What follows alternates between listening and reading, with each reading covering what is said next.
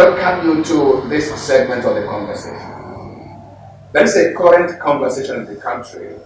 Nigerians in the next couple of days expect an announcement of most probably a new revenue formula for the entire country. But that's not the issue we are contending with this afternoon.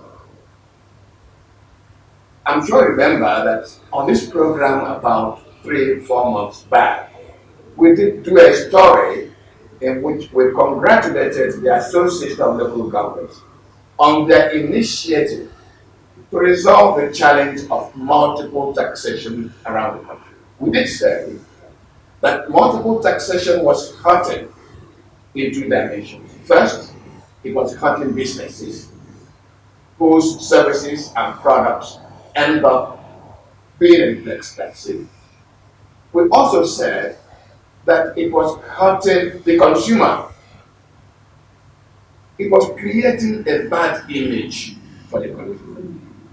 Local governments employing revenue contractors who impose all manner of levies along the way, embarrassing everybody.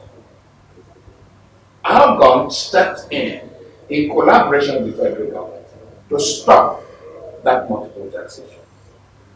But it appears that the challenge has not totally been resolved, because last week a viewer called us monitor to complain that revenue thugs were creating challenges along the road, with people being carried on the shoulders, tires being punctured, people running into their vehicles, and sometimes if you say you are a civil servant, they ask you, where is your ID card? You bring out your ID card, they ask you, where is your letter of employment? So, this afternoon, we are conversing with a friend in this trouble, Salawu Nuhu Ozige. He is, let me be careful, the Director of Finance and Administration and Chairman, Inter-Ministerial Planning and Implementation Committee for NATIS, and the other acronym is going to be playing along the line. So you're welcome to the conversation. Thank you very much, sir. You heard my ramble at the beginning. First, let me start from. You've heard about a new revenue formula in the office. Yes. First, how does Algon take this effort to create a new revenue formula? Thank you very much, sir. Algon is Association of Local Governments of Nigeria, and the National Executive Council of Algon is the highest, one of the apex body of Algon. They have met severally, obtained submissions from all local governments, headed by all the Algon chairmen of each of the states, 36 states and the Federal Capital Territory, and took a position requesting, based on the challenges that is faced by local government, the closest government to the grassroots level, and decided that with these challenges, there's a need for the Federation to consider increasing the share of the local government of the Federation account. A lot of efforts were made. Presentations also made by the national headquarters of Algon to the National Assembly, and there too, with information available to us, the federal government has considered increasing the allocation of local government by 3.3%. Additional towards what the share is today. We believe that is a step in the right direction, and we continue to engage governments, the other levels of government, the states and the local and the federal government, on considering the challenges faced by the local government and may further give increments. We're not only stopping at that, as just waiting for funds that will be coming from the federal allocation. We're also looking inwards, especially after the COVID period, Every organization has to reorder and re-engineer strategically and position itself in the scheme of things. By doing so, we need to look at enhancing all the constitutional provisions that is given to local government so that the internally generated revenue can be improved upon, and by so implication, we will also be able to provide services, the required services for the large populations within the rural and the community levels of all the local governments in Nigeria. Salawu, let me engage you in the area you just mentioned, the success of getting maybe additional 3.something% to the share you're getting. Yeah. There is this very naughty saying that it's not good for a man to wash his hands and then crack kernels for chicken. After all, chicken eats from the ground. Are you not washing your hands to crack kernels for chicken? And let me tell you why I'm asking that. The way it is now, state governments ambush funds made for local governments. There's no getting saved. If you get this additional 3.something% to your revenue, are you not just laboring so that those who be chopping it keep chopping it again? Yeah, a lot of understanding has come between the state government and the local government. I think you could see improvement in the areas of political, administrative, even in the economic management of the local government. Obviously, constitutionally, the local government is under the supervision of the state governments in Nigeria.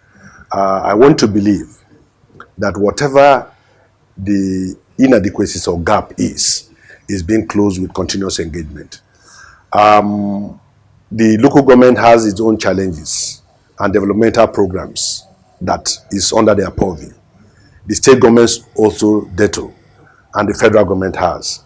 And the revenues are equally specified by the Constitution of Federal Republic of Nigeria and other acts that are associated with it. And where it needs to be harmonized, we have legal authorities, federal authorities that do the harmonization between the states and the local government.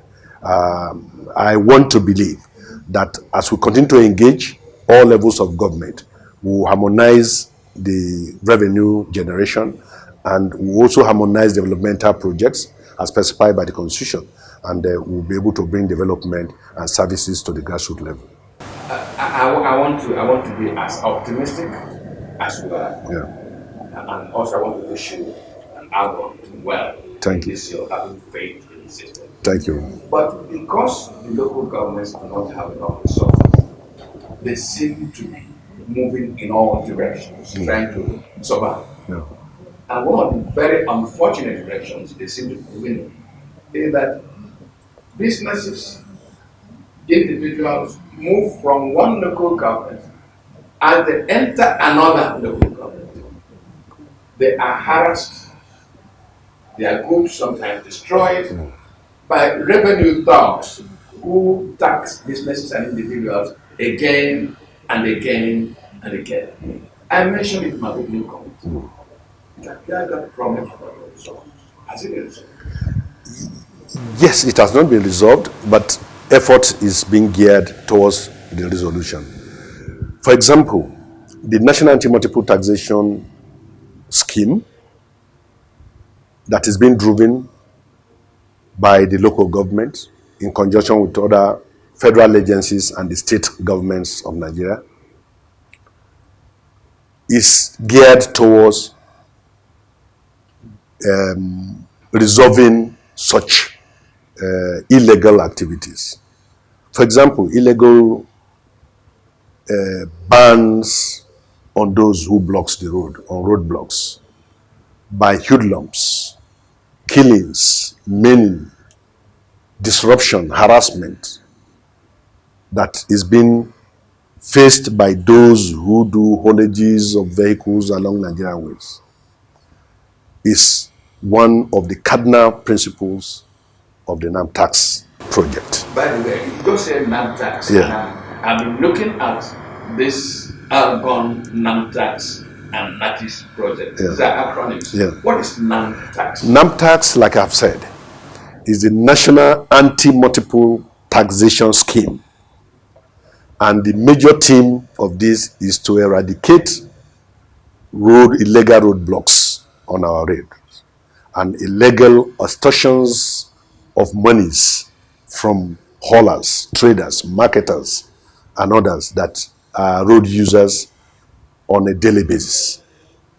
And we know what they face, the menace that is being faced or they were caused by the hoodlums. We know cases, and we have cases of killings on the road. We have cases of destruction on the road. We have cases of these hoodlums causing accidents on the road. So we have cases where they will have to even detain the motorboy to the driver. So a lot of this we know. We know how many of these checkpoints from Sokoto to Calabar. We know how many of these checkpoints from Kano to Lagos. And we know the extortions that are involved.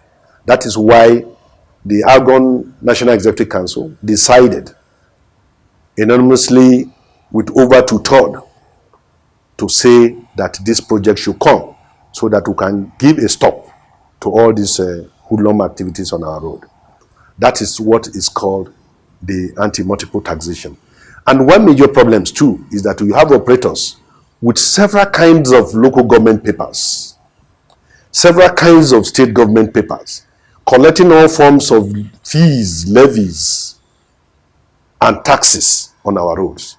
We want to harmonize it and have a single motorist document and a single loading and offloading document. Apart from that, we need to establish the loading and offloading points where whatever legal fees, taxes, levies that needs to be paid are paid. And it is also electronically driven from the first process to the last one. For example, if you make a payment through a POS, point of sales, and owned by bankers, given to our vendors all over the country, just there and then, a receipt is produced with a QR code that the verification application will verify along the road. Nobody is expected, just by Section 2 of our levies and taxes law. Nobody, no organization, not even the relevant tax authority, is expected to be on the road to collect any form of taxes or levy. So you know where these people operate from. Our traders operate from the markets. They operate from the market, from the motor parks. They operate from farm centers. They operate from warehouses. They operate from ports, terminals, etc.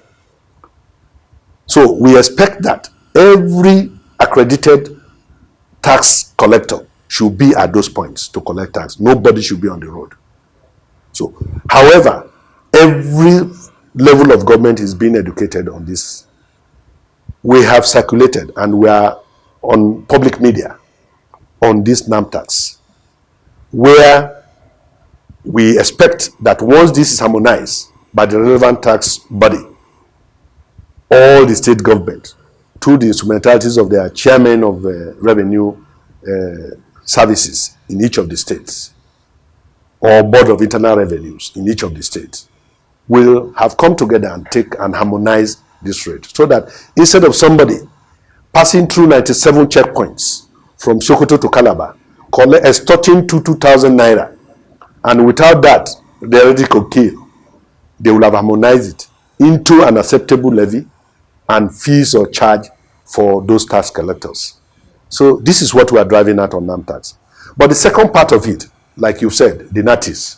The NATIS is National Transit Insurance Scheme. This insurance scheme is expected to bring succor, relief to our traders and the market women.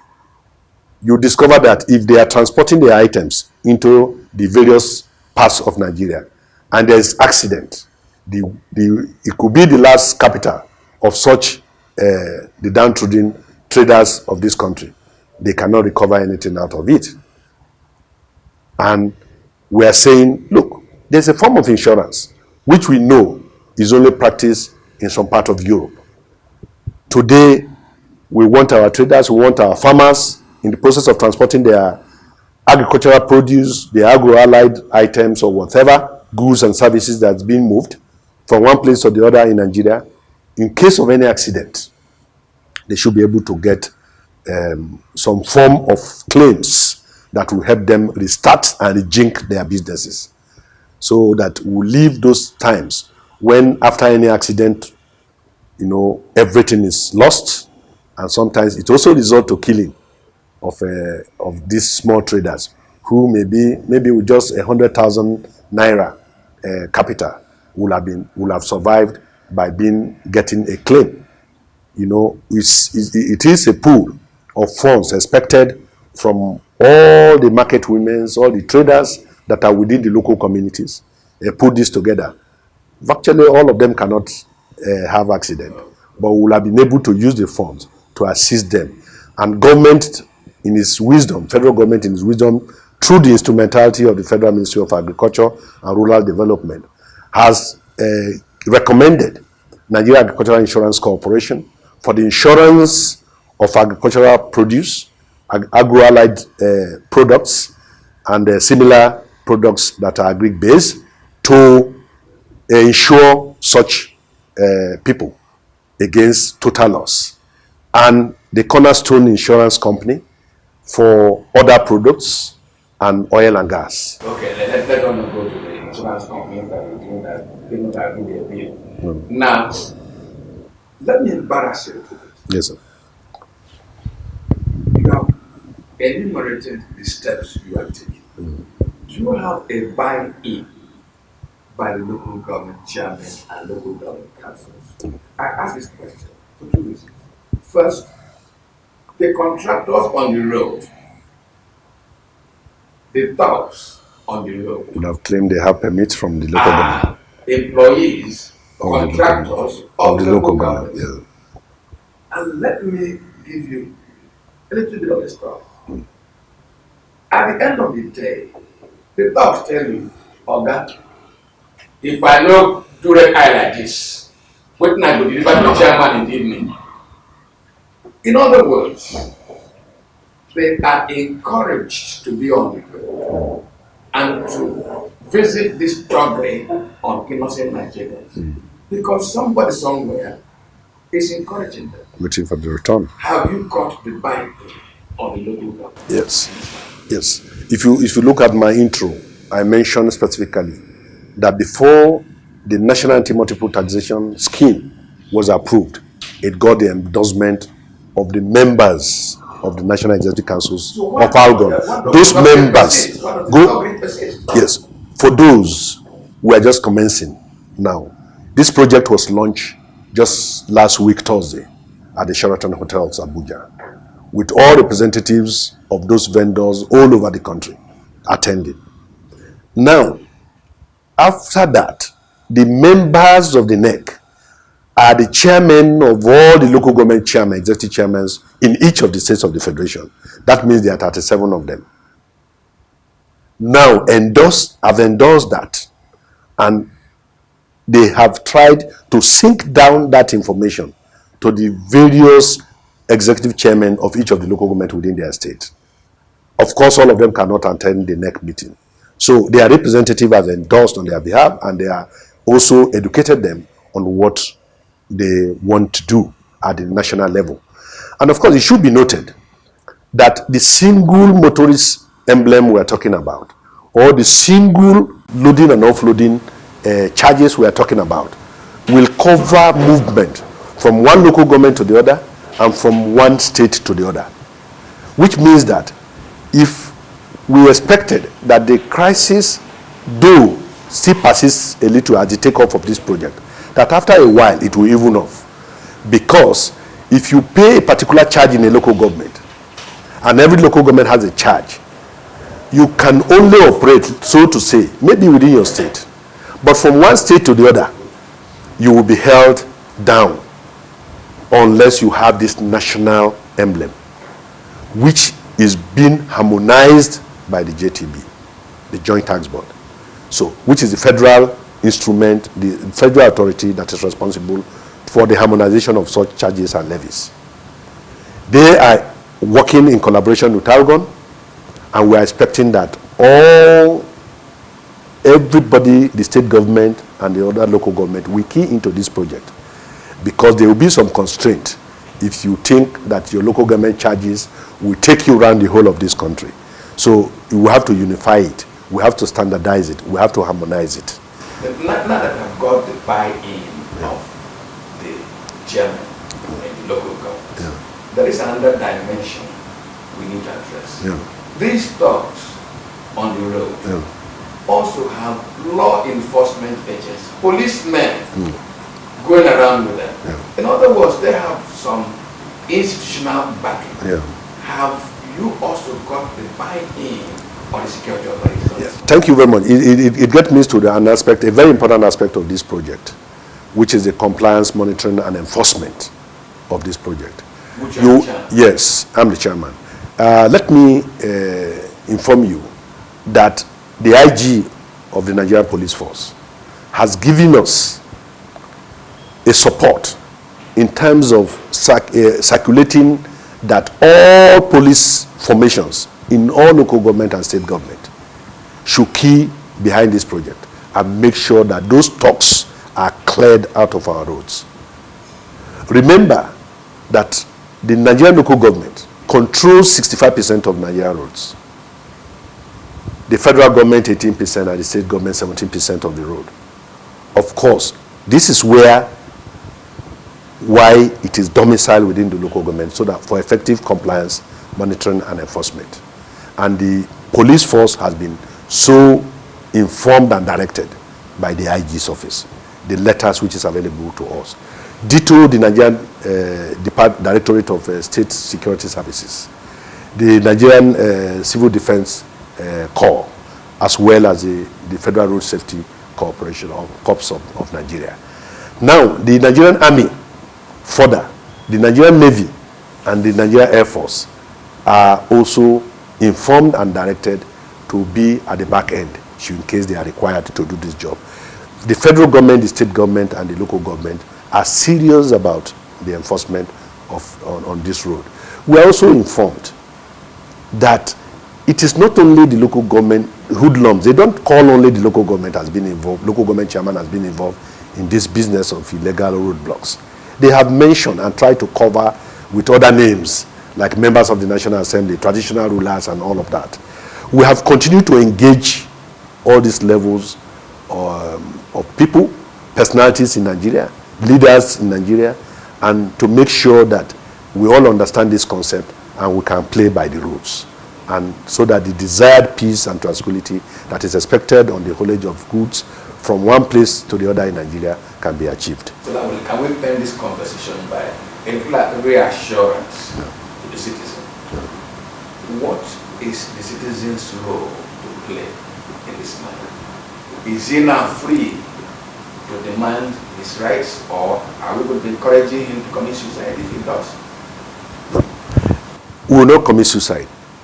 When government is determined to make a policy work, I want to believe it will work. Because even in Benue State here, some of those hoodlums were arrested, charged to court, and jailed. So there's a law and the consequences for working against the law. So if the citizens, those hoodlums, also knows that the security agencies are working in collaboration with the executive chairman of each of the local government and the state commissioners of police and directors of the DSS and other security agencies, obviously, we believe that they have a hope that that menace will be cleared out of the road. It was done at the experimental level for some months, and we succeeded except some few states. So we are optimistic that the state itself and the local government will generate more revenues, having a unified document that will ease the movement of Nigerians on the road. One of the major objectives of this project too is to make sure that this is the only way we can assist government on the sustainability programs as well as achieving food security in this country. For example, a tuber of yam necessarily shouldn't have cost more than maybe 200 naira to less than 500 naira. But today, you may be buying a tuber for 1,000 or close to 2,000 naira. Why?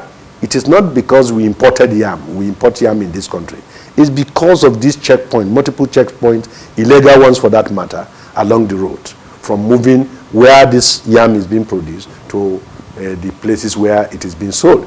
So that's why we know the import of this. We have to support government on food security. We have to support government on sustainability. We have to support government on the ease of doing business, which is one of the cardinal points now that we need to encourage investors to come into Nigeria and then make doing business very easy for them. Well, in the past 25 minutes, 30 minutes, I've been conversing with Salawu Nuhu Ozige, who is the Director of Finance and Administration at the ALBAN, of course. ALBAN is Association of Local Governments of Nigeria. He is also the chairman of the Inter-Ministerial Planning and Implementation Committee for NAMTAXS and NATIS. This conversation never ends. It continues. Other issues are rising. And my name never changes. It remains my boys and John. Good afternoon.